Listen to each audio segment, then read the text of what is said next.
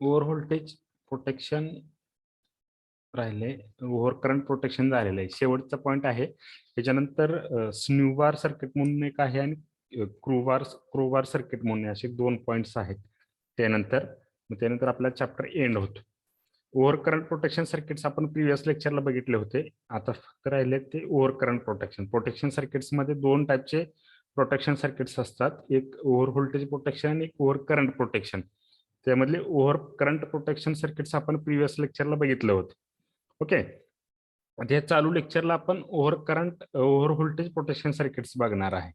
आता over current protection circuits मध्ये काय होतं, ज्यावेळेस आपला करंट आपली जी काय एखाद्या कंपोनंटची हँडल करण्याची जी काही कॅपॅसिटी असते, एखाद्या पॉवर डिव्हाइसची हँडल करण्याची कॅपॅसिटी असते, किती रेंज पर्यंत तो करंट हँडल करू शकतो.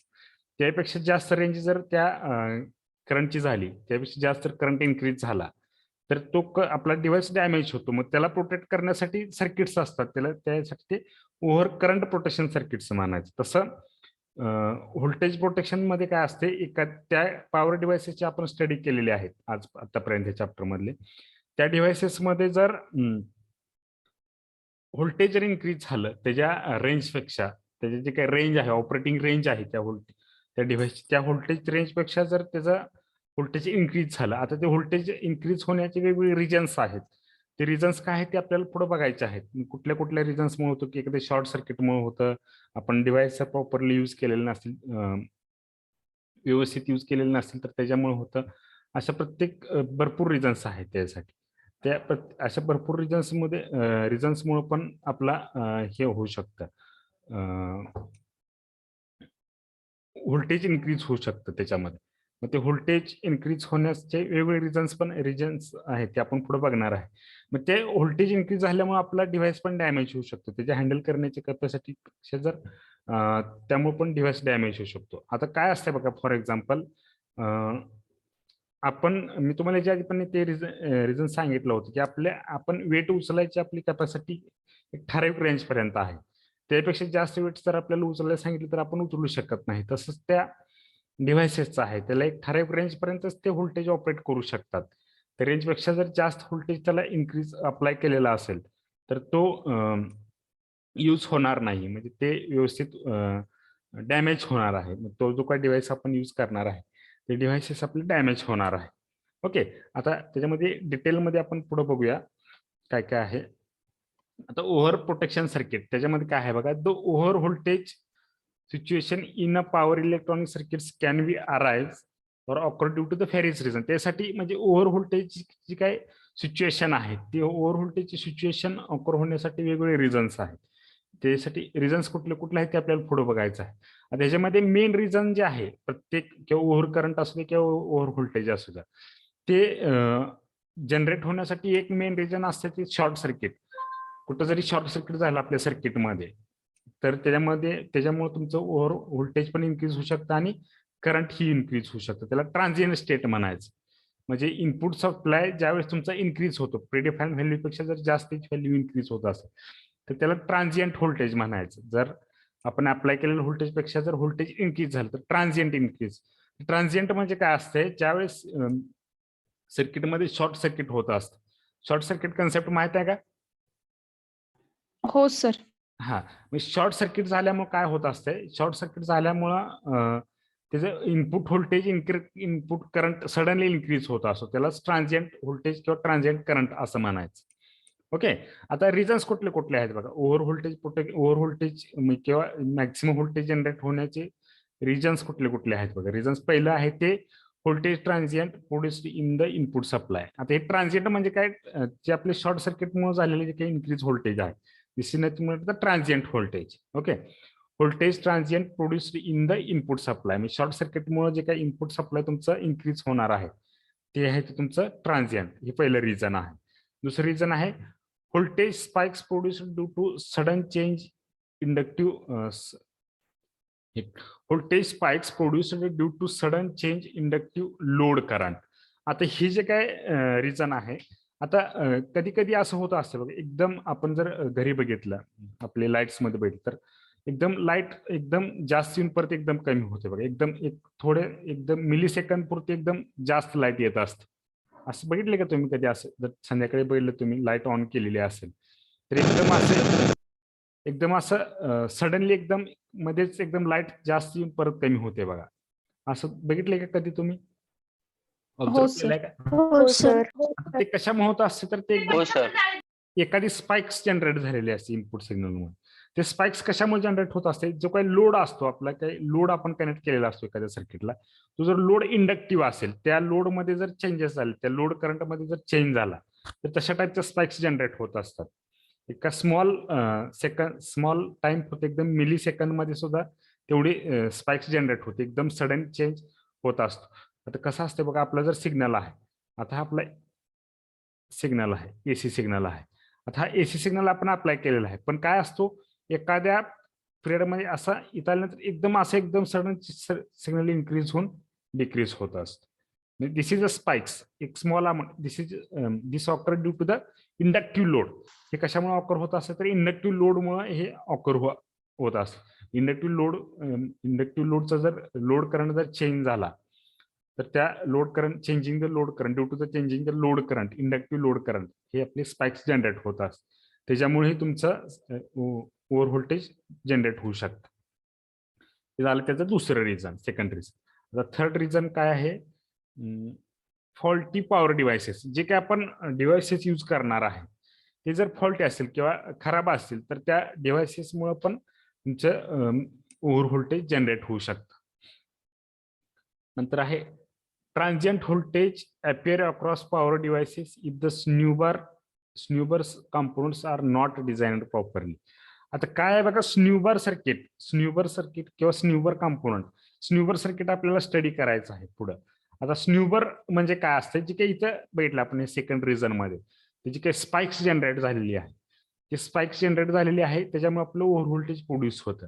ते स्पाइक्स रिमूव्ह करण्यासाठी किंवा स्पाइक आपल्याला डिस्ट्रॉय करण्यासाठी आपलं स्न्यूबर सर्किट असतं. ते स्पाइक्स जनरेट होऊ नये किंवा स्पाइक जनरेट झाल्यामुळे आपलं सर्किट डॅमेज होऊ नये म्हणून आपण स्न्यूबर कंपोनंट्स यूज कंपोनंट म्हणजे रेजिस्टर, कॅपॅसिटर, इंडक्टर्स असतात, ते कंपोनंट्स कनेक्ट करत असतो.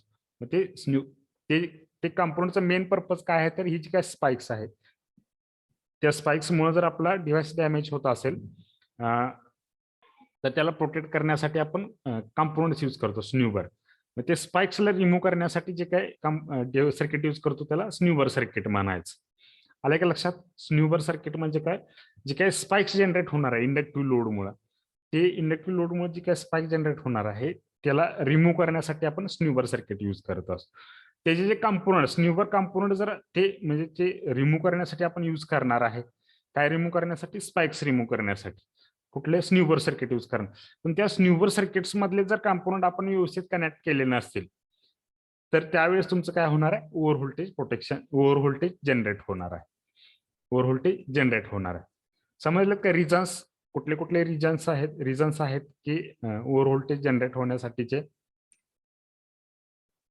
समजलं का रिझन्स? सर ते स्पाइक अजून एकदा सांगता का? कुठलं स्पाइक? हा, स्पाइक्स म्हणजे काय असते? एकदम सडनली चेंज होत असतो सिग्नलमध्ये. एक मिनिट. आता मी तुम्हाला दाखवलं की हा आपला एसी सिग्नल आहे, बरोबर आहे काय? आपलं एसी सिग्नल आहे, पण ह्या एसी सिग्नल मध्येच जर स्पाइक्स जनरेट झाली, स्पाइक्स कशी जनरेट होत असते? पूर्ण सिग्नल ऍज इट इज असतो त्याचा, फक्त जर लोड करंट चेंज झाला, इंडक्टिव्ह लोडचा जर लोड करंट चेंज झाला तर याच्यामुळे काय होतं? असे एकदम थोडीसे स्पाइक्स जनरेट होत असते, एकदम सडन, एकदम मिली सेकंद मध्ये तो सिग्नल असतो, एकदम स्मॉल अमाऊंट मध्ये तो इन्क्रीज होतो आणि लगेच डिक्रीज होतो. दिस इज द स्पाइक्स. त्या स्पाइक्समुळेही आपलं व्होल्टेज इन्क्रीज होतं. स्पाइक्स होतात म्हणजे काय? तर व्होल्टेज इन्क्रीज होऊन डिक्रीज होतं. येतं का लक्षात? एकदम स्मॉल अमाऊंट होतं, एकदम मिली सेकंद, मायक्रो सेकंद मध्ये असते. आले का लक्षात? Yes sir. स्पाइक्स जनरेट होते म्हणजेच काय होते की व्होल्टेज एकदम स्मॉल मायक्रो सेकंद मध्ये इन्क्रीज होऊन डिक्रीज होते. येतं का लक्षात? एकदम आपली इन्क्रीज डिक्रीज व्हायची प्रोसेस कुठं आहे? इथून इन्क्रीज झालं परत डिक्रीज झालं. पण स्पाइक्स मध्ये काय होते? इन्क्रीज होत असताना किंवा डिक्रीज होत असताना एकदम इन्क्रीज होते आणि डिक्रीज होते. दिस इज अ स्पाइक्स. मग ते इन्क्रीज होऊन डिक्रीज होण्याची प्रोसेस इथून एवढ्या टाइम पर्यंत असायला पाहिजे होती, ती एकदम स्मॉल अमाऊंट मध्ये होती. आले का लक्षात? स्पाइक्स समजलंय का? हो रिझन समजलेत का सगळ्यांना? कुठले कुठले रिझन्स आहेत ओव्हर हो व्होल्टेज? सर. ओके, आता नेक्स्ट काय आहे? तर हा बोला. ते ट्रान्झिएंट आणखीन एकदा सांगा. ट्रान्झिएंट म्हणजे काय असते? आपण शॉर्ट सर्किट होत असते आपल्या घरी, आपण म्हणतो ना शॉर्ट झाले. शॉर्ट म्हणजे काय? दोन वायर्स कुठेतरी एकमेकाला कनेक्ट झालेले असतील आपल्या ह्याच्यामध्ये, बरोबर नाही? मग दोन वायर कनेक्ट झाल्यानंतर किंवा शॉर्ट झाल्यानंतर काय होत असते? शॉर्ट आणि ओपन ह्या दोन वेगळ्या कन्सेप्ट आहेत. शॉर्ट सर्किटेड आणि ओपन सर्किटेड, बरोबर आहे का? Short circuited sir. आणि ओपन सर्किटेड या दोन वेगळ्या कन्सेप्ट आहेत. आता ट्रान्झिएंट व्होल्टेज ही जी काही ट्रान्झिएंट ही जी काही कन्सेप्ट आहे, ते ट्रान्झिएंट कन्सेप्ट कुठली आहे? तर ती शॉर्ट सर्किटेड साठी आहे. दोन वायर्स, आता दोन सिग्नल्सचे जर शॉर्ट झाले, एकमेकाला कनेक्ट झाले, तर काय होणार आहे? व्होल्टेज इन्क्रीज होणार आहे का डिक्रीज होणार आहे?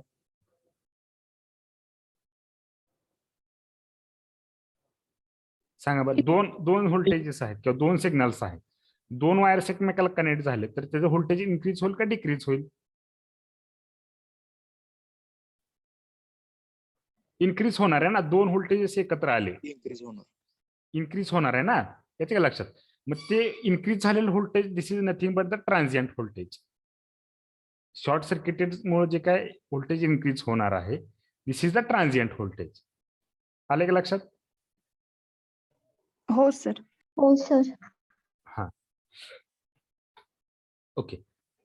आता पुढे काय सांगितले? Whenever load is inductive the voltage transient is appear across the power devices. म्हणजे ज्या ज्या वेळेस तुमचा इंडक्टिव्ह लोड असणार आहे, त्या त्यावेळेस तुमचं ट्रान्झिएंट, ही जी काही ट्रान्झिएंट कन्सेप्ट आहे, ती इंडक्टिव्ह लोड मला कंपल्सरी असणार आहे.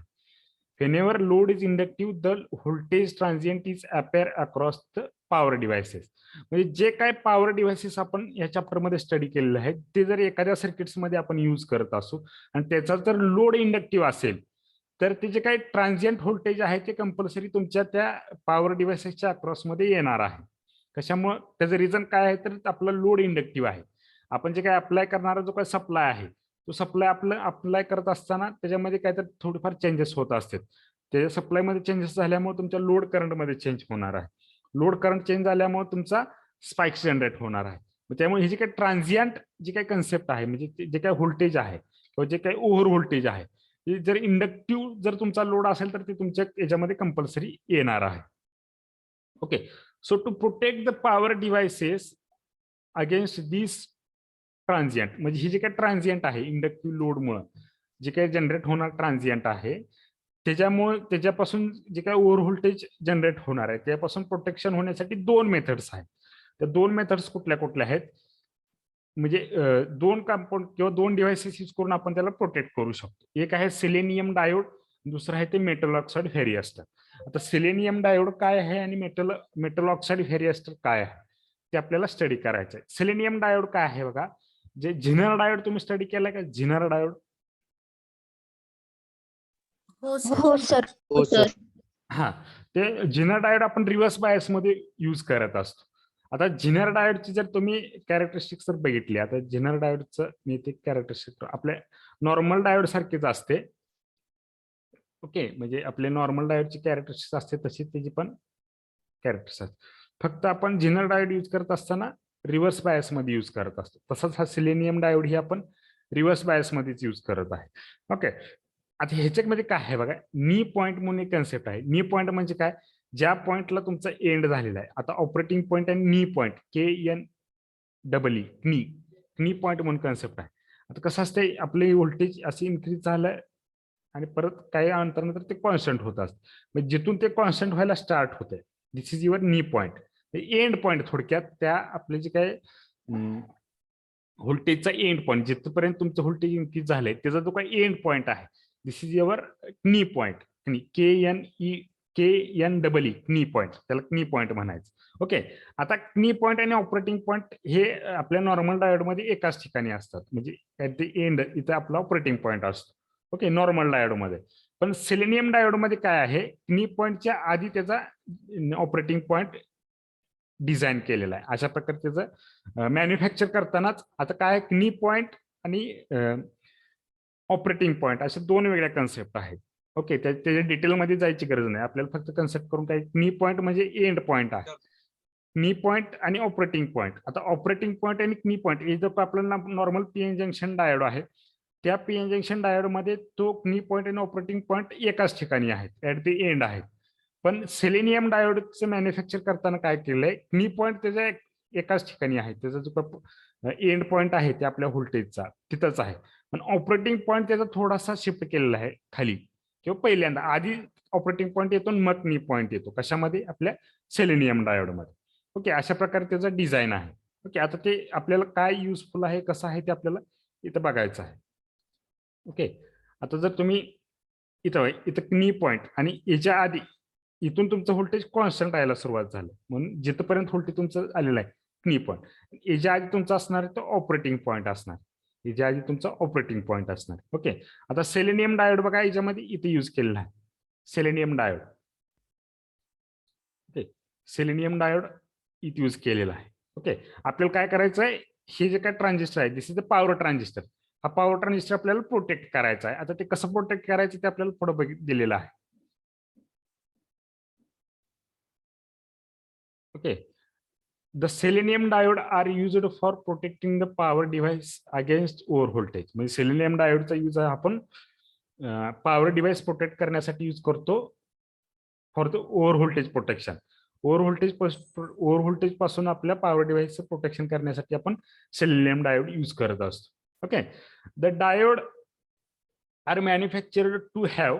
आता डायोड कसा मॅन्युफॅक्चर केला बघा, the diode are manufactured to have low forward voltage but having large reverse breakdown voltage. म्हणजे जे काय फॉरवर्ड ब्रेकडाऊन व्होल्टेज आहे ते कमी आहे आणि रिव्हर्स ब्रेकडाऊन व्होल्टेज आहे ते जास्त आहे. आता रिव्हर्स ब्रेकडाऊन व्होल्टेज जास्त कशासाठी आहे, कारण आपण ह्याच्यामध्ये जे काही यूज करणार आहे, जो डिव्हाइस म्हणजे जे काही यूज करणार आहे आपण कंपोनंट सेलेनियम डायोड प्रोटेक्शनसाठी, तो रिव्हर्स बायस मध्ये यूज करणार आहे, म्हणून त्याचं जे काय रिव्हर्स ब्रेकडाऊन व्होल्टेज आहे ते जास्त असणार आहे as compare to the forward breakdown voltage. Reverse breakdown voltage large का आहे, तर आपण ह्या सर्किट्स मध्ये यूज करताना तो as a protection circuit use करत असताना तो रिव्हर्स बायस मध्ये यूज करणार आहे, त्याच्यामुळे त्याचं ब्रेकडाऊन व्होल्टेज आहे reverse breakdown voltage, this is a large. Okay, generally this diode is reverse biased on it's operating point. म्हणजे आपण जनरली हा डायोड हा रिव्हर्स बायस मध्ये यूज करत असतो. Okay, it's operating points lies before the knee point. आता मी मग सांगितलं तुम्हाला की ह्याचा जे ऑपरेटिंग पॉइंट आहे तो नी पॉइंटच्या आधी येतो, लवकर येतो, बिफोर लवकर येतो. It's operating points lies before the knee point when over voltage appear across selenium diode. The operating point crosses the knee point and diode starts operating in breakdown voltage. Okay, आता याचं एक circuit diagram मध्ये तुम्हाला ह्याचे working explain करतो मी. आता काय आहे बघा, आता जे नॉर्मल आपलं वर्किंग चालू आहे ते सेम याच्यातून करंट जाणार आहे, इथून ग्राउंडला जाणार आहे. ओके, ज्या वेळेस ओव्हर व्होल्टेज जनरेट होणार आहे ह्या ट्रान्झिस्टरच्या अक्रॉस, त्यावेळेस काय होणार आहे, ह्याच्यामधून जो काय फ्लो होणारा करंट आहे ह्याच्यामधून, म्हणजे ज्यावेळेस आपलं नॉर्मल जे काही कन्स्ट्रक्शन आहे किंवा नॉर्मल जी वर्किंग आहे ते ॲज स्मूथली जनरेट होणार. ज्या वेळेस काय होणार आहे, तुमचा ओव्हर व्होल्टेज जनरेट होणार आहे. ओके, आता याच्यामध्ये काय सांगितले, इथं तुमचा असणार आहे तो ऑपरेटिंग पॉईंट असणार आहे, इथं असणार आहे तो नी पॉईंट. हा नी पॉईंट आहे, हा आपला ऑपरेटिंग पॉईंट आहे.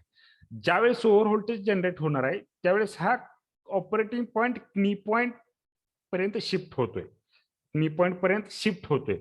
तो शिफ्ट झाल्यामुळे काय होणार आहे, हा ज्या वेळेस तुमचा ऑपरेटिंग पॉईंट आणि नी पॉईंट एका ठिकाणी येतील त्यावेळेस तुमचा हा सेलेनियम डायोड ऑन होणार, असं लक्षात ठेवा. अशा प्रकारे लक्षात ठेवा, ज्यावेळेस ऑपरेटिंग पॉईंट आणि नी पॉईंट एका ठिकाणी येतील त्यावेळेस तुमचा सेलेनियम डायोड टर्न ऑन होणार आहे. ओके, आता आधीच्या कंडिशनला काय हो, नी पॉईंट नंतर आहे आणि ऑपरेटिंग पॉईंट आधी आहे.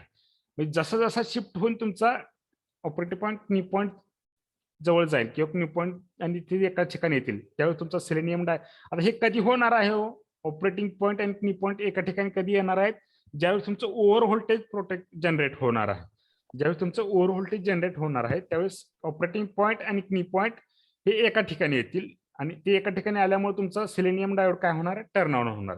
म्हणजे तुमचा याच्यामधून फ्लो होणारा जो काही करंट आहे म्हणजे ओव्हर व्होल्टेज मध्ये ह्याच्यातून जो काय फ्लो होणारा करंट आहे तुमचा याच्यातून फ्लो होईल आणि हे तुमचं डिव्हाइस प्रोटेक्ट होईल. तुमचा म्हणजे याच्यातून सप्लाय फ्लो व्हायच्या ऐवजी तुमचा सप्लाय डायोड मधून फ्लो होईल आणि ह्याचं breakdown voltage, reverse breakdown voltage जास्त आहे. त्यामुळे this diode, selenium diode can handle large reverse breakdown. म्हणजे ते लार्ज व्होल्टेज हँडल करू शकतो, जेवढं की तुमचा ट्रान्झिस्टर हँडल करू शकणार नाही. त्यावेळेस तुमचा सेलेनियम डायोड ऑन होईल आणि त्याच्यातून करंट फ्लो होईल. आले लक्षात सेलेनियम डायोड प्रोटेक्शन कसं होतंय, समजलंय का? हो सर. ओके. आता नेक्स्ट आहे तो मेटल ऑक्साईड व्हेरिएस्टर. दुसरा जो टाईप आहे तो, आता दोन टाईपचे ओव्हर व्होल्टेज प्रोटेक्शन आहेत, एक सेलेनियम डायोड्स आणि दुसरा आहे ते मेटल ऑक्साईड व्हेरिएस्टर. आता मेटल ऑक्साईड व्हेरिएस्टर हा जो काही डिव्हाइस आहे तो कसा डिझाईन केलेला आहे बघा. मेटल ऑक्साईड व्हेरिएस्टर और MOV याला पण असं त्याचा शॉर्ट फॉर्म आहे MOV. Metal oxide varistor is a device the resistance of which decreases with increasing applied voltage. आता बघा हा व्हेरिएस्टर जो आहे मेटल ऑक्साईड व्हेरिएस्टर, ह्या व्हेरिएस्टर मध्ये काय आहे, जसं जसं तुम्ही इनपुट सप्लाय इन्क्रीज करत जाल, जसं जसं तुम्ही इनपुट सप्लाय इन्क्रीज करत जाल तसं तसं त्याचा रेजिस्टन्स डिक्रीज होतो. तो मेटल ऑक्साईड व्हेरिएस्टर आहे त्याचा रेजिस्टन्स डिक्रीज होणार आहे. जसं तुम्ही सप्लाय इन्क्रीज कराल तसं त्याचा रेजिस्टन्स डिक्रीज होणार. इन्व्हर्सली प्रोपोर्शनल रिलेशन आहे इनपुट सप्लाय मध्ये आणि मेटल ऑक्साईड व्हेरिएस्टरच्या रेजिस्टर मध्ये. म्हणजे सप्लाय इन्क्रीज केला का रेजिस्टर डिक्रीज होणार आहे, सप्लाय डिक्रीज झाला का रेजिस्टन्स इन्क्रीज होणार आहे. कशाचा रेजिस्टन्स? मेटल ऑक्साईड व्हेरिएस्टर्स, असं त्याचं प्रॉपर्टी आहे. Varistors are the non linear devices. हे जे काही व्हेरिएस्टर्स असतात ते नॉन लिनियर डिव्हाइसेस असतात. as soon as a high voltage appear across metal oxide variometer due to voltage transient, its resistance decreases suddenly. आता काय आहे, आता इथे खाली सर्किट आहे, हा मेटल ऑक्साईड व्हेरिएस्टर आहे, हा असं त्याचा सिम्बॉल आहे, इकडे साईडला बघा सिम्बॉल असा इंडिकेट केला जातो. हा मेटल, हे आपलं सर्किट आहे की त्याला आपल्याला प्रोटेक्ट करायचं आहे. ओके. आता ज्यावेळेस सप्लाय तुम्ही अप्लाय केलेला आहे त्यावेळेस ते नॉर्मली ऍज इट इज राहील, म्हणजे नॉर्मली ऑपरेशन परफॉर्म होत असताना ऍज इट इज राहील. पण ज्या वेळेस तुमचं ही इन्क्रीज होणार आहे, ओव्हर व्होल्टेज जनरेट होणार आहे. ओव्हर व्होल्टेज म्हणजे काय, व्होल्टेज मध्ये इन्क्रीज होणार आहे, ओव्हर व्होल्टेज जनरेट होणार आहे. त्यावेळेस काय होतंय बघा, आता ते ओव्हर व्होल्टेज जनरेट व्हायचे वेगवेगळे रिझन्स आहेत, ट्रान्झिएंट मध्ये किंवा स्पाइक्समुळे वेगवेगळे रिझन्स आहेत. ते ओव्हर व्होल्टेज जनरेट झाल्यामुळे काय होतंय, आता ओव्हर व्होल्टेज जनरेट होते म्हणजे आपली व्होल्टेज काय होते, इन्क्रीज होते. आपलं व्होल्टेज काय होते, इन्क्रीज होते, आपल्या लिमिट पेक्षा पण जास्त इन्क्रीज होते, म्हणून त्याला ओव्हर व्होल्टेज म्हटलेलं आहे. ओव्हर व्होल्टेज जनरेट होते म्हणजे काय, तर व्होल्टेज मध्ये इन्क्रीज होतोय, वाढ होते, इन्क्रीज होते. आता मगाशी आपल्या मेटल ऑक्साईड व्हेरिएस्टरची प्रॉपर्टी काय आहे, मी तुम्हाला सांगितलं त्याची प्रॉपर्टी काय आहे. व्होल्टेज इन्क्रीज झालं तर रेजिस्टन्स काय होतो त्याचा, सांगा, कमी डिक्रीज होत आहे, बरोबर आहे. आता रेजिस्टन्स डिक्रीज झाल्यावर त्याच्यातून फ्लो होणारा करंट इन्क्रीज होणार आहे का डिक्रीज होणार आहे, इन्क्रीज इन्क्रीज होणार. ओके. आता बघा काय होतं याच्यामध्ये, आता नॉर्मली आपलं जे काय चालू आहे म्हणजे विदाऊट म्हणजे ओव्हर व्होल्टेज प्रोटेक्शन आपलं जनरेटेड नाहीये, त्यावेळेस काय होणार आहे, हा सप्लाय आपल्या तुमच्या सर्किटला ऍज इट इज प्रोव्हाइड होत राहणार आहे. ओके. ज्यावेळेस व्होल्टेज इन्क्रीज होते त्यावेळेस ह्याचा जो काही मेटल ऑक्साईड व्हेरिएस्टर आहे त्याचा रेजिस्टन्स डिक्रीज होणार आहे. आता रेजिस्टन्स डिक्रीज झाल्यामुळे ह्याच्यातून जो काय फ्लो होणारा करंट आहे तो इन्क्रीज होणार आहे. ह्याच्यातून काही स्मॉल अमाऊंट करंट आधीही फ्लो होणार आहे, पण तो लिमिटेड आहे, कमी असणार आहे, कारण त्याचा रेजिस्टन्स जास्त असणार आहे त्यावेळेस. पण ज्यावेळेस ओव्हर व्होल्टेज जनरेट होणार आहे म्हणजे व्होल्टेज इन्क्रीज होणार आहे त्यावेळेस ह्या रेजिस्टन्स व्हॅल्यू डिक्रीज होणार आहे. रेजिस्टन्स व्हॅल्यू डिक्रीज झाल्यामुळे काय होणार आहे, ह्याच्यातून करंट काय होणार आहे, फ्लो होणार आहे. ह्याच्यातून करंट मॅक्सिमम करंट फ्लो होणार, कारण रेजिस्टन्स व्हॅल्यू डिक्रीज होणार आहे. म्हणजे जे काय ओव्हर व्होल्टेजमुळे तुमचा जो काय हा डिव्हाइस, हे जे काय डिव्हाइस डॅमेज होणार होते ते ओव्हर व्होल्टेजमुळे मॅक्सिमम करंट इकडे फ्लो होईल आणि तुमचे हे डिव्हाइसेस प्रोटेक्ट होतील. आले का लक्षात कसं प्रोटेक्ट होते? जे काय एक्स्ट्रा म्हणजे जे काय ओव्हर झालेला जो काय सप्लाय आहे तो तुमचा हा मेटल ऑक्साईड सेमी व्हेरिएस्टरचा तो रेजिस्टन्स डिक्रीज झाल्यामुळं त्याच्यातून तो सप्लाय तुमचा फ्लो होईल. तो सप्लाय तुमचा जास्त जो काही एक्स्ट्रा ओव्हर झालेला जो काही सप्लाय आहे तो तुमचा याच्यामधून फ्लो होईल आणि त्याच्यामुळं कधी ह्याच्यातून मॅक्सिमम करंट कधी फ्लो होणार आहे तुमचं ओव्हर व्होल्टेज प्रोटेक्शन झाल्यावर. मॅक्सिमम करंट फ्लो झाल्यामुळे तुमचा डिव्हाइस डॅमेज व्हायचा सप्लाय येणार नाही. म्हणजे इथून जर हा तुमचा सगळा करंट इकडून फ्लो होणार होता मग तो करंटमुळे तुमच्या ते डिव्हाइसेस डॅमेज झाले असते. मग त्याच्याऐवजी हा काय होणार आहे इथून करंट फ्लो झाल्यामुळे हे डिव्हाइसेस तुमचे प्रोटेक्ट होणार आहे. आले का लक्षात? मेटल ऑक्साईड व्हेरिएस्टर कसा डिव्हाइस प्रोटेक्ट करतोय? रेजिस्टन्स डिक्रीज झाल्यामुळे याच्यातून मॅक्सिमम करंट फ्लो होतोय, बाकीच ह्याच्यामध्ये वेगळं काही नाही. आले का लक्षात? तेच इथं सांगितलं होतं. व्हेरिएस्टर as soon as high voltage appear across metal oxide varioster due to voltage transient, म्हणजे व्होल्टेज ट्रान्झिएंट शॉर्ट सर्किटमुळे जे काय जास्त व्होल्टेज तुमचं मेटल ऑक्साईड व्हेरिएस्टरच्या अक्रॉस जर आलं तर काय होणार आहे?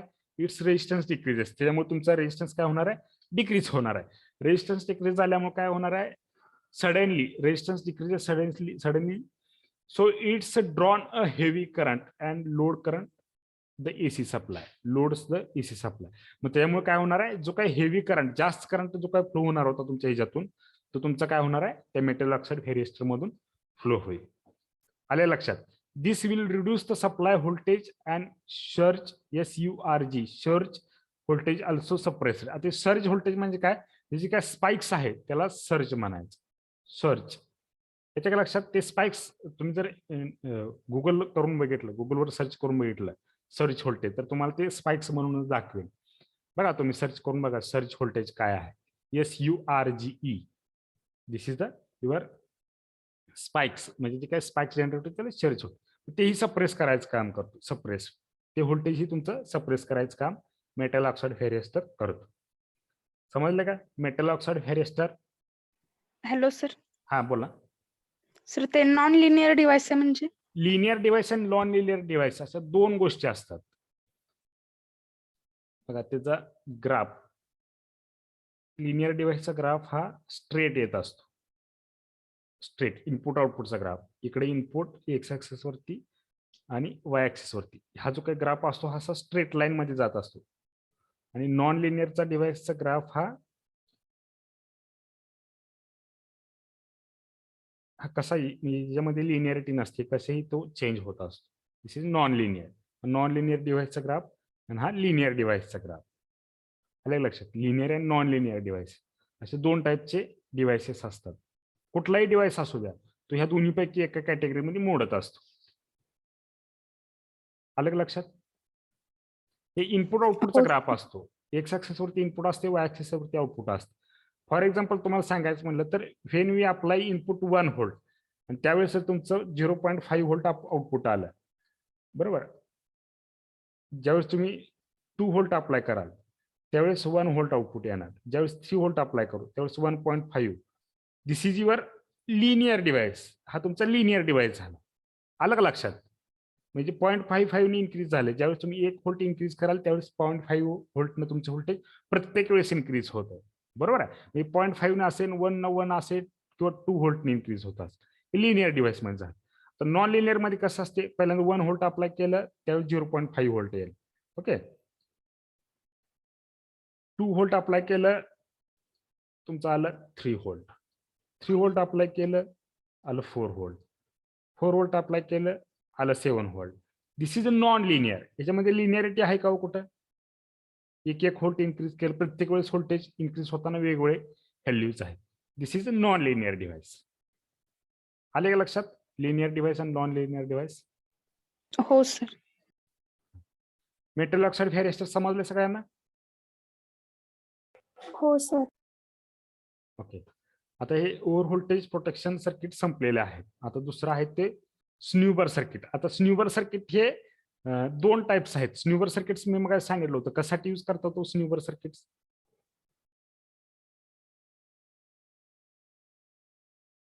हे एक प्रोटेक्शन सर्किटच आहे. करण्यासाठी. हा हा स्पाइक्स रिमूव्ह करण्यासाठी एक प्रोटेक्शन सर्किटच आहे. ओके, आता याच्यामध्ये दोन कॅटेगरीज आहेत.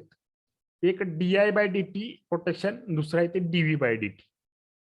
दुसरं आहे ते DV बाय DT प्रोटेक्शन आणि एक आहे ते DI by DT protection. Okay, आता DI बाय DT प्रोटेक्शन मध्ये काय आहे बघा, at the instant of turn on. आता हे हा आपला SCR आहे, आपल्याला ह्या SCR ला प्रोटेक्ट करायचं आहे. T1 म्हणजे थायरिस्टर 1 असं लिहिलेलं आहे. हे SCR ला आपल्याला प्रोटेक्ट करायचं आहे. हे L1 inductor and resistor, these are the snubber components. Okay, म्हणजे स्न्यूबर सर्किट आहे. त्यामुळे काय सांगितले, at the instant of turn on the SCR current flowing through SCR is not distributed uniformly. Okay, ज्या वेळेस आपलं ओव्हर करंट जनरेट झालेलं नाही किंवा काही नाही, त्यावेळेस काय असतं, आपण काय करतो, ह्या थायरिस्टर मधून करंट फ्लो करत असतो. आपल्याला हा थायरिस्टर टर्न ऑन करायचा असतो. ओके, म्हणजे टर्न ऑन करण्यासाठी याच्यामधून जे काही करंट फ्लो होत असतो त्याच्यामध्ये डिस्ट्रीब्युशन आपण करत नाही असं सांगितलं. At the instant of turn on the SCR current flowing through SCR is not distributed uniformly. म्हणजे ह्याच्यामधून फ्लो होणार करंट आपण डिस्ट्रीब्युट करत नाही कधी, ज्यावेळेस आपल्याला तो डिव्हाइस टर्न ऑन करायचा आहे इन्स्टंट. आता इथं ओव्हरचा काय संबंध नाही आतापर्यंत बरं का. आता पुढे काय सांगितले, SCR should be protected against DI by DT.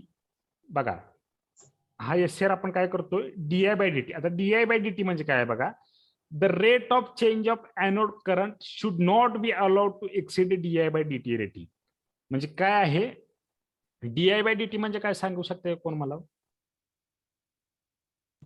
Change in current with respect to time. हा, change in current with respect to time.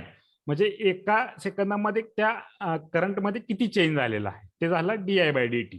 Okay, change of current with respect to time.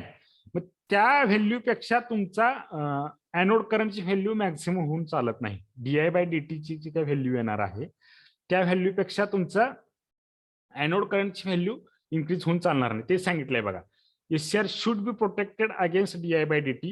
The rate of change of anode current should not be allowed to exceed DI by DT. म्हणजे rate change in current with respect to time पेक्षा तुम्ही तुमच्या anode करंटची value accessed करू शकत नाही, increase करू शकत नाही. Okay, due to high rate of increase of SCR current there is a possibility of SCR damage. म्हणजे याच्यापेक्षा जास्त जर तुम्ही करंट इन्क्रीज केला तर त्यामुळे तुमचं काय होणार आहे, SCR डॅमेज होऊ शकतो. त्याच्यामुळे तुमचा SCR काय होऊ शकतो, डॅमेज होऊ शकतो. Due to high rate of increasing of SCR current, म्हणजे जो काय एनोड करंट आहे तो जर इन्क्रीज केला, हाय एकदम हाय लेवलला जर इन्क्रीज केला, there is a possibility of SCR damage. त्याच्यामुळे तुमचं SCR डॅमेज होण्याची पॉसिबिलिटी आहे. आता इथून तुमचं प्रोटेक्शन सर्किटचं वर्किंग चालू होतं. To avoid this we must decrease the rate of change of SCR current. मग त्याच्यामुळे तुम्ही काय करतो, त्याला जर अवॉइड करायचं असेल तर त्यासाठी काय आहे, this to avoid this we must decrease the rate of change of SCR current. म्हणजे तुमचा जो काय तुमचा जो काय एनोड करंट फ्लो होणार आहे त्याचा rate of change of current जो आहे तो आपण डिक्रीज करू शकतो. जर आपल्याला DI बाय DT पेक्षा जर एनोड करंटची व्हॅल्यू जर इन्क्रीज होऊ द्यायची नसेल तर त्यासाठी आपल्याला काय करावं लागेल, rate of change of current आपल्याला डिक्रीज करावं लागेल. This can be achieved by connecting. आता हे कशामुळे ते कसं पॉसिबल आहे बघा, this can be achieved by connecting and inductance in series with SCR. म्हणजे SCRच्या सिरीज मध्ये जर तुम्ही रेजिस्टर इंडक्टर कनेक्ट केला तर तुम्ही ते अचीव्ह करू शकता. काय अचीव्ह करू शकता, rate of change of current decrease करण्यासाठी आपण काय करू शकतो, SCRच्या सिरीज मध्ये आपण इंडक्टर कनेक्ट करू शकतो. ओके, दस the external inductor will protect the SCR against damage due to the high DI by DT. म्हणजे ही जी काय high rate of change of current पासून तुम्ही inductor by connecting simply inductor in series with resistor in series with SCR तुम्ही काय करू शकता, प्रोटेक्ट करू शकता. समजलंय का? DI by DT protection simple आहे. याच्यामध्ये काय आहे बघा, DI/dt पेक्षा तुमचा rate of change of current increase होऊ देऊन चालत नाही, म्हणजे आपण इन्क्रीज करू शकत नाही. जर तसं झालं तर तुमचा डिव्हाइस काय होणार आहे, डॅमेज होणार आहे. तो डॅमेज होऊ नये म्हणून आपण काय करू शकतो, rate of change of current आपण डिक्रीज करू शकतो. मग ते डिक्रीज करण्यासाठी आपण काय करतो, simply we connect the inductor in series with SCR. This is a snubber circuit or DI/dt protection. Simply connecting the inductor in series with SCR. This is the DI/dt protection. आले का लक्षात? हो sir. हो sir. हो sir. Okay. आता dV/dt म्हणजे change in voltage with respect to time. म्हणजे व्होल्टेजचं आता तिथं बघितलं तर तुम्ही सिरीज मध्ये कुठला कंपोनंट कनेक्ट केला होता? इंडक्टर. आता इथं पॅरलल मध्ये कनेक्ट केलाय, पण काय कनेक्ट केलंय, कॅपॅसिटर कनेक्ट केलेलं आहे. कॅपॅसिटर कनेक्ट केलं. आता DI/dt प्रोटेक्शन हे SCR टर्न ऑन प्रोसेसच्या वेळेस असतंय आणि DV/dt प्रोटेक्शन हे टर्न ऑफ साठी असते. SCR तुम्ही टर्न ऑफ करत असताना प्रोटेक्शन साठी असते. ओके. आता इथं बघा काय आहे, snubber circuit is use to protect the SCR from voltage spikes or high voltage. म्हणजे स्न्यूबर सर्किट कशासाठी यूज करतो, आपला डिव्हाइस प्रोटेक्ट करण्यासाठी from voltage spikes or high voltage पासून. In this circuit, R and C are connected in series SCR. Okay, एक minute.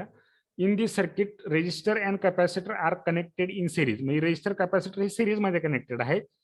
Connected in series. The SCR is connected in parallel with RC. ते resistor and कॅपॅसिटरच्या parallel मध्ये आपला SCR connect केलेला आहे. Okay.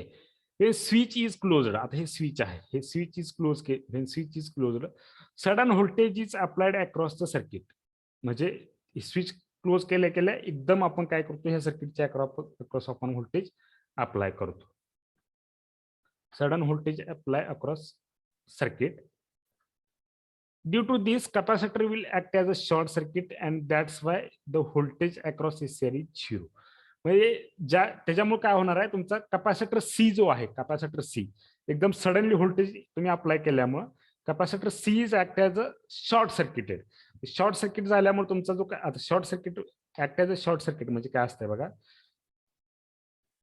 Capacitor C will act as a short circuit. म्हणजे short circuit म्हणजे एकमेकाला कनेक्ट होणे, शॉर्ट होणे, शॉर्ट सर्किट सारखा ऍक्ट होतो. त्याच्यामुळे काय होणार आहे, ह्याच्यामधून फ्लो होणार करंट 0 असणार आहे आणि तुमचा जो काही सप्लाय आहे ते याच्यामधून फ्लो होईल सगळं. येते लक्षात?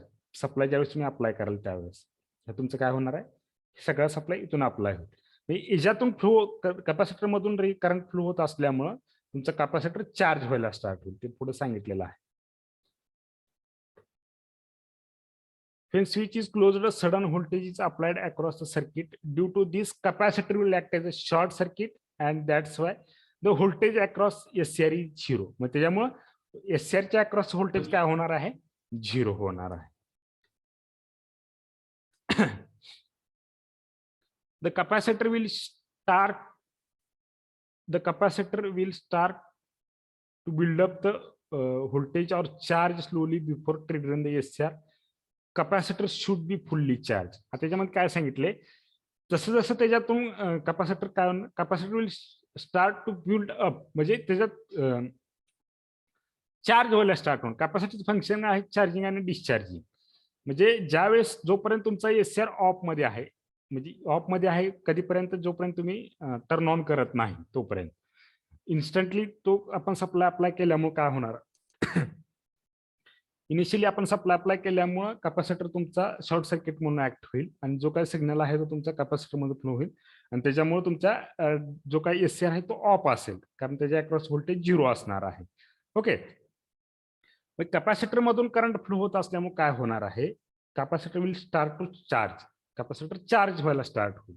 कधीपर्यंत, जोपर्यंत तुमचा SCR ऑफ ऑन होत नाही, म्हणजे जोपर्यंत तुम्ही SCR ट्रिगर करत नाही तोपर्यंत तुमचा कॅपॅसिटर फुल्ली चार्ज होणार आहे. तोपर्यंत सांगितलंय बघा, the capacitor will start to build up the voltage और चार्ज स्लोली चार्ज व्हायला स्टार्ट होईल बिफोर ट्रिगरिंग द SCR. जोपर्यंत तुम्ही SCR ट्रिगर करत नाही किंवा SCR ऑन करत नाही, capacitor should be fully charge. ज्यावेळेस तुम्ही एससीआर ट्रिगर कराल त्यावेळी तुमचा एससीआर कॅपॅसिटर हा फुल्ली चार्ज झालेला असेल. ओके, नंतर पुढे काय सांगितले, when switch is open the fully charged capacity will start to discharge. म्हणजे ज्यावेळेस आता इथं एक मिनिट,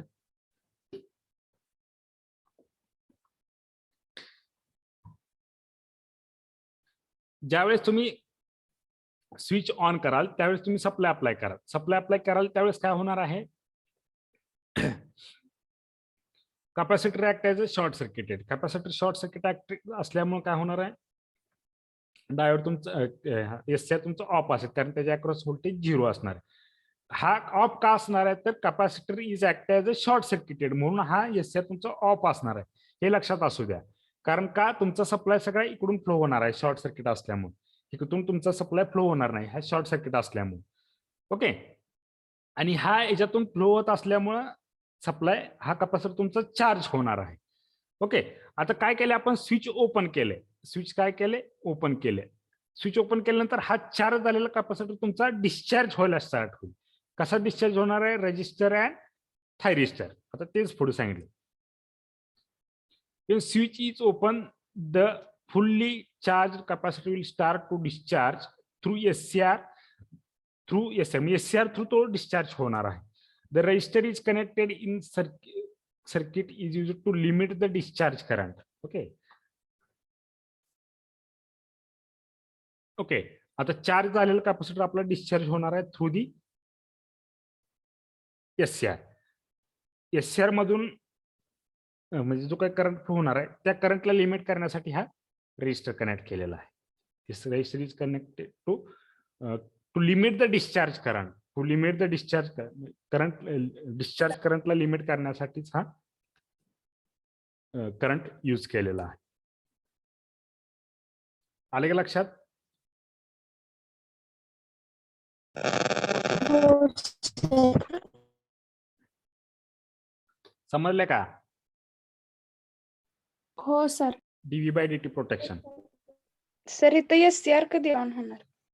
एससीआर आता ज्यावेळेस आता एससीआर ला सप्लाय मिळणार ना. आता स्विच ज्यावेळेस आपण ओपन करू, ज्यावेळेस कॅपॅसिटर डिस्चार्ज होतोय का नाही त्यावेळेस तुमचं एससीआर ऑन होणार, त्यावेळेस त्याला सप्लाय मिळणार आहे. गेटला सप्लाय द्यावा लागत नाही का मग? ट्रिगरिंग येते का लक्षात? ट्रिगर सप्लाय झाला तो. गेट तिथं ट्रिगरिंग म्हटले ना. इथं जर तुम्ही बघितलं काय ते, एक मिनिट. हा, capacity will start to build up the voltage और चार्ज स्लोली बिफोर ट्रिगरिंग. जोपर्यंत तुमचा एससीआर ऑन होत नाही, बघा एससीआर ऑन कधी होणार आहे, ज्यावेळेस तुम्ही त्याला ट्रिगर करणार आहे. पण ट्रिगर आता तुम्ही स्विच ओपन असेल, स्विच जर तुम्ही क्लोज केलेला असेल तर तो ऑन होईल का हो? मला सांग, हे स्विच तुम्ही क्लोज केलं त्यावेळेस तो ऑन होईल का? ट्रिगर केलं तरी, गेटला सप्लाय अप्लाय केला तरी ऑन होईल का? नाही. का होणार नाही. नाही? काय रिझन आहे त्याचं? Because capacitor is a short circuited. Capacitor काय आहे? शॉर्ट सर्किटेड आहे. आता फॉर एक्झाम्पल मी तुम्हाला सांगतो, एक एक्झाम्पल देऊ. ओके, अशी एक आपली वाट आहे, आपल्याला इथं जायचं. ओके, इथं जायचं आणि आपण अशी एक वाट आहे, इथं जायला दुसरी वाट आहे. ओके, आता पहिल्या स्टार्टला आपल्याला कुठून जवळची वाटेने आपण जाऊ ना, बरोबर आहे? किंवा काय काय जण इकडून जातील, काय इकडून जातील, बरोबर. आता काय आहे, ही जी काही पहिली वाट आहे इथं अडथळा क्रिएट झालेला आहे. हा डिव्हाइस आपला ऑफ आहे, येते का लक्षात? इथं अडथळा क्रिएट आहे, मग आपल्याला कुठून जावं लागेल?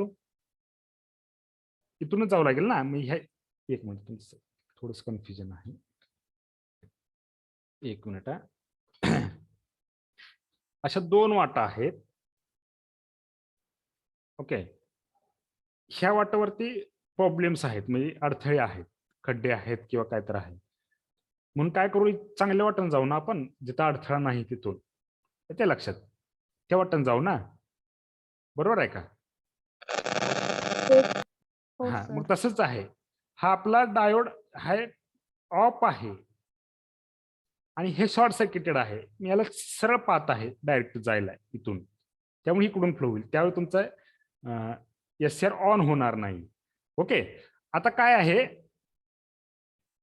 पाठीमागचं पण हे बंद केलेलं आहे इथं. आता आपल्याला काय करायचं, हे बंद केलंय इकडून, म्हणजे ह्या ऑफ केलंय, हे ओपन केलंय. त्यावेळेस हा कॅपॅसिटर चार्ज झालेला होता. कॅपॅसिटर डिस्चार्ज, हा तुमचा ऑफ असेल, हा डिस्चार्ज होताना कसा होईल, थ्रू दी SCR. आता तो ऑन होणार आहे. आलं, डिस्चार्जच्या वेळेस तो ऑन होणार आहे. आले का लक्षात? पण सर इथे SCR ऑन होताना गेटला सप्लाय अप्लाय करावं लागत नाही हा, का? ते ट्रिगरिंग तुम्हाला करावंच लागणार आहे. ते ट्रिगरिंग दोन्ही मेथड मध्ये करावंच लागणार आहे. हे तुमचं स्विच ऑन असलं तरी आणि चार्ज होत असताना, कॅपॅसिटर चार्ज होत असताना पण ट्रिगर करणार आहे आणि डिस्चार्ज करत असताना ट्रिगर करणार आहे. ते ते ते आपण जे काय स्टडी केलंय की नाही आधीचं, ते कंपल्सरी प्रत्येक मेथडला अप्लाय करायचं आपण. ते ट्रिगर प्रत्येक वेळेस ते एक्सप्लेन करत बसायचं नाहीये त्याला, की ते SCRचं वर्किंग प्रत्येक वेळेस एक्सप्लेन करायचं नाहीये. त्याला ट्रिगर झाल्याशिवाय तर तो ऑन होणारच नाहीये. बरोबर आहे ना? गेटला सप्लाय अप्लाय केल्याशिवाय तुमचं SCR ऑन होईल का हो? नाही होणार. ते ते ते बाय डिफॉल्ट असणार आहे. ते प्रत्येक वेळेस आता इथून पुढं पुढच्या मेथड्स मध्ये ते तुम्हाला कुठेही तसं दिसणार नाहीये. ते बाय डिफॉल्ट असणारच आहे. येतं का लक्षात? ते कन्सिडर करूनच चालायचं आपल्याला, इथून पुढचे जे काही सर्किट्स असणार आहेत त्याच्यामध्ये.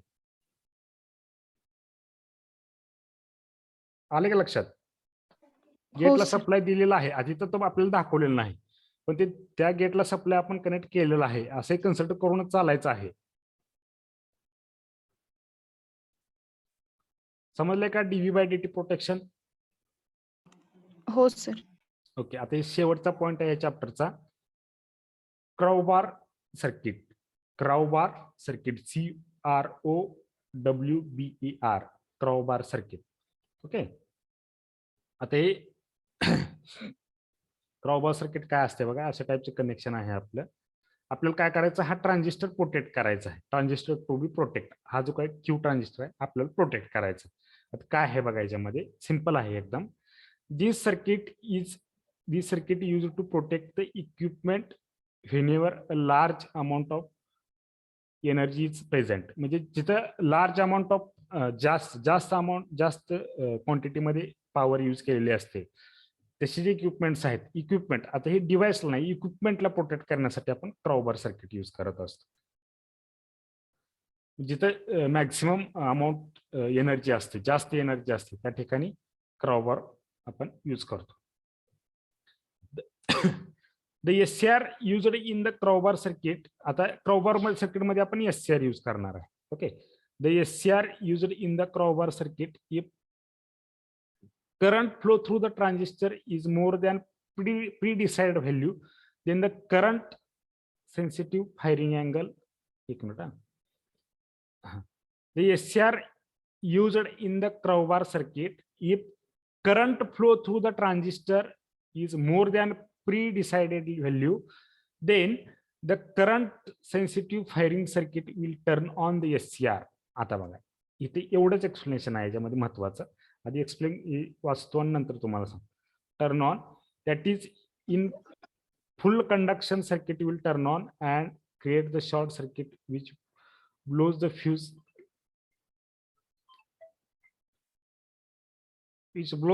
Link and the transistor is protected. आता काय आहे बघा, याची एक्सप्लेनेशन एवढं जे काय सांगितलंय की नाही त्याच्यामध्ये काय आहे बघा.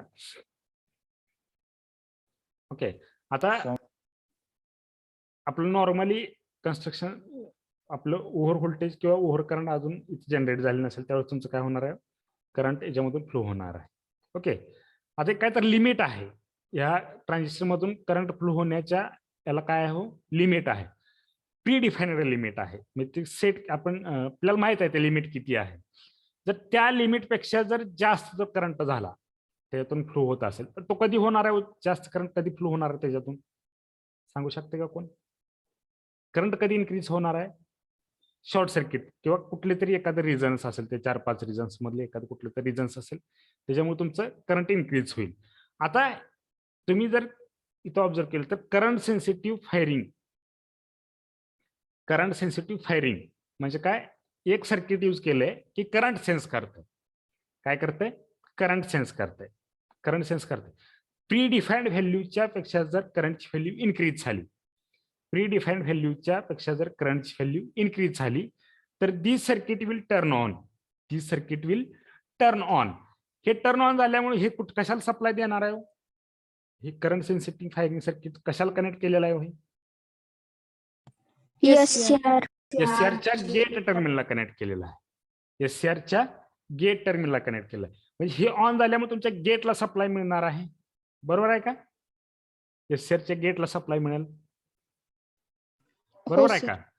एससीआरच्या गेटला सप्लाय मिळाल्यानंतर तुमचा एससीआर ऑन होईल का ऑफ होईल? ऑन होईल. एससीआर ऑन होईल. म्हणजे त्यावेळेस तुमचं काय होईल? करंट, मॅक्सिमम करंट इथून फ्लो होईल, या एससीआर मधून फ्लो होईल आणि तुमचा हा जो काही ट्रान्झिस्टर आहे तुमचा प्रोटेक्ट होईल. किंवा याच्यातून मॅक्सिमम करंट फ्लो झाल्यामुळे तुमचा फ्यूज पण काय होईल? फ्यूज पण उडेल किंवा ब्लोज होईल असं सांगितलं की फ्यूज पण तुमचा ब्लो होईल.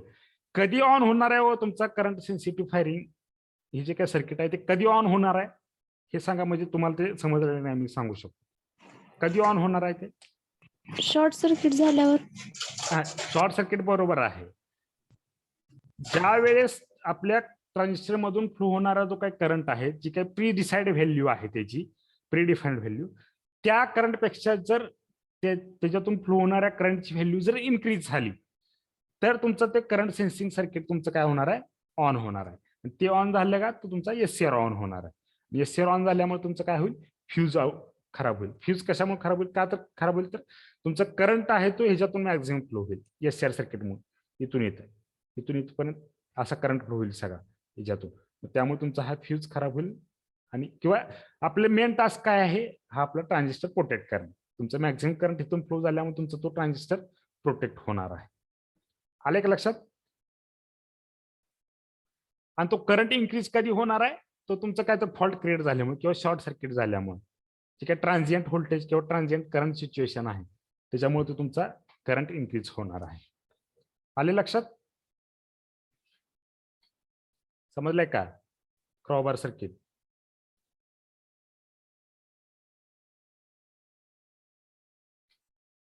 The crowbar circuit is placed across any converter which is to be protected. Me crowbar circuit हे आवाज येतोय का माझा? ब्रेक हो होते. सर. हा, आता येतोय ना? हो सर. हा, क्रॉबार सर्किट हे कुठल्याही कन्व्हर्टर सर्किट किंवा कुठल्याही डिव्हाइसच्या पॅरलल मध्ये कनेक्ट करायचं. अक्रॉस म्हणजे पॅरलल मध्ये कनेक्ट केलेलं असतं. लास्ट पॉइंट मध्ये सांगितलं. समजलंय का? Crowbar circuit.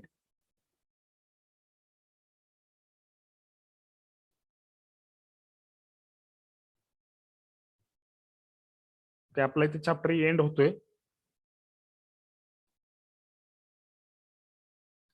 ओके, एक मिनिट तुमची अटेंडन्स घेऊ द्या.